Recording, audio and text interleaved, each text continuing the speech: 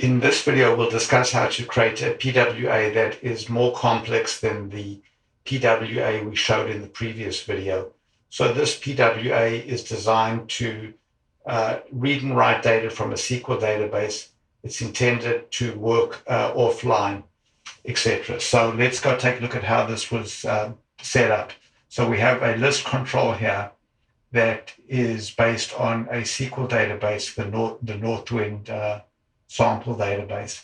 And then what we've done is we've specified that this list should persist data to storage. And we've specified that the storage should be IndexedDB. And the reason that we chose IndexedDB is that because this is a PWA and not a native Cordova application, the file system is not available to us. And local storage doesn't allow enough data to be stored. So we want to be able to store a lot of data while working offline. So therefore we chose IndexedDB. We've also specified that if we go back to list properties over here, that the list should be restored from storage when it reloads. So we go back to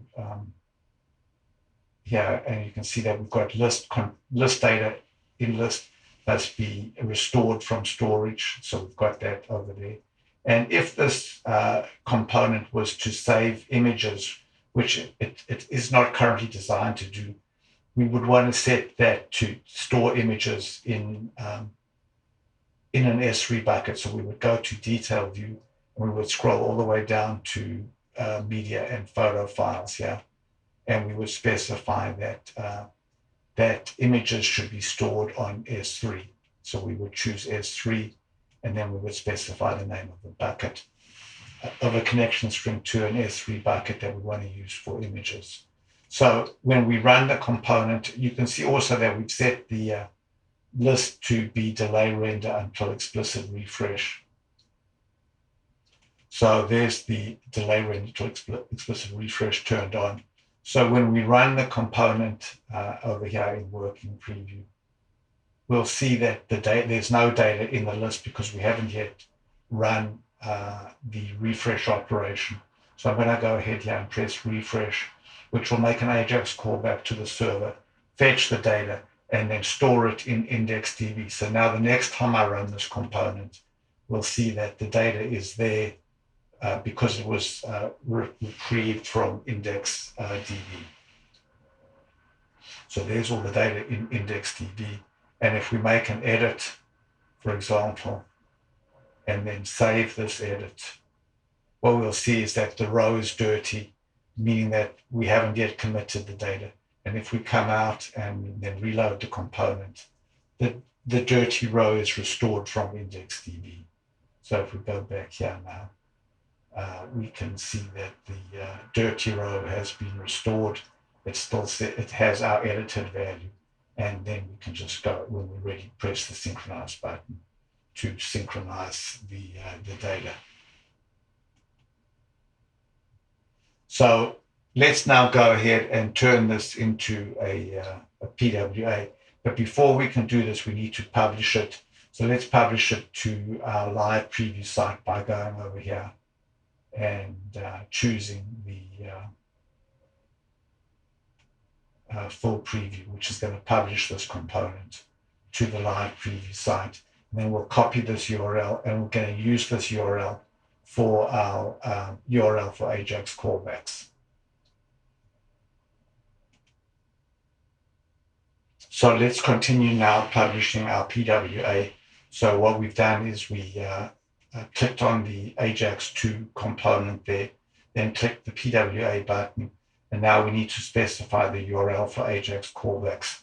So we'll paste in the URL that we copied from the clipboard over there, and we've got that there, and now we can go ahead and build the component. So we'll go ahead and then hit the OK button.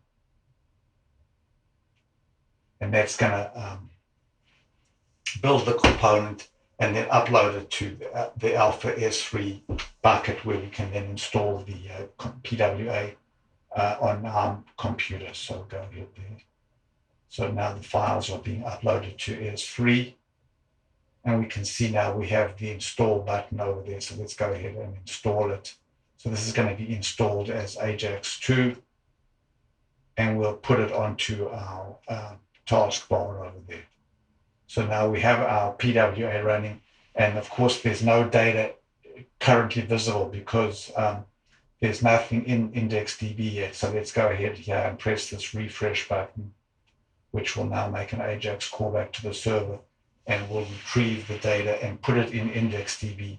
So now if we close this component down and we reload IndexedDB, reload Ajax2, we can see that it loads extremely quickly, and there's the data that has been retrieved from IndexedDB. So let's go to this first record, make a change it to say 1, 2, hit the save button.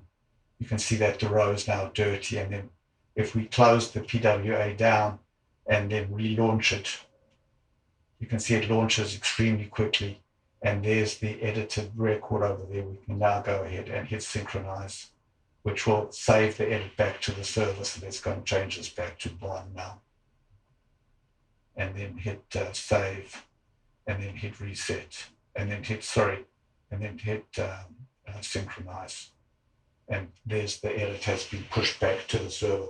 So now let's say we'd like to update this PWA, and we'd like to basically change the labels on these buttons, and we also want to change the theme.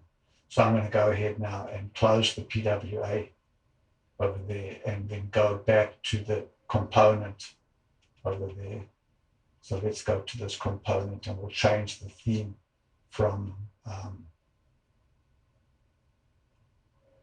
so the theme is currently set to alpha slate.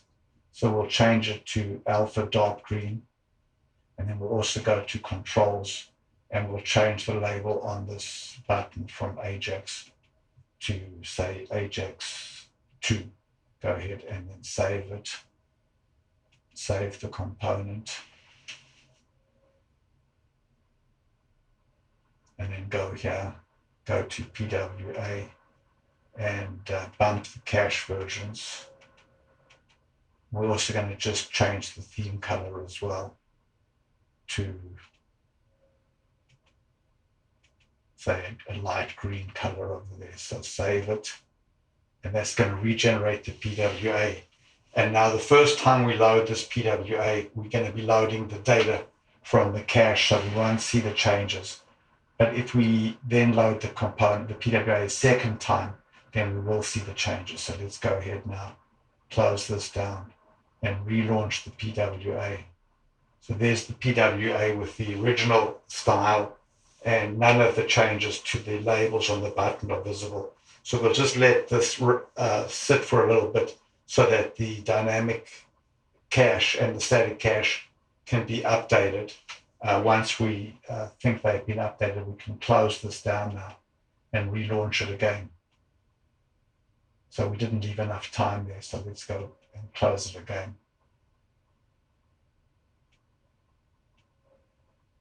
So it's still not enough time, so we'll go ahead and we'll just wait a little bit now.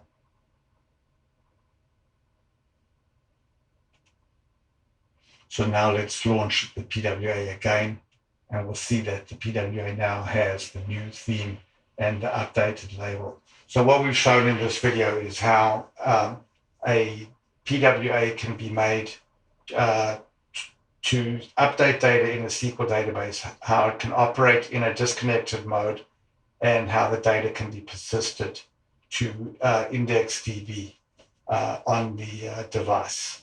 Thanks very much for watching.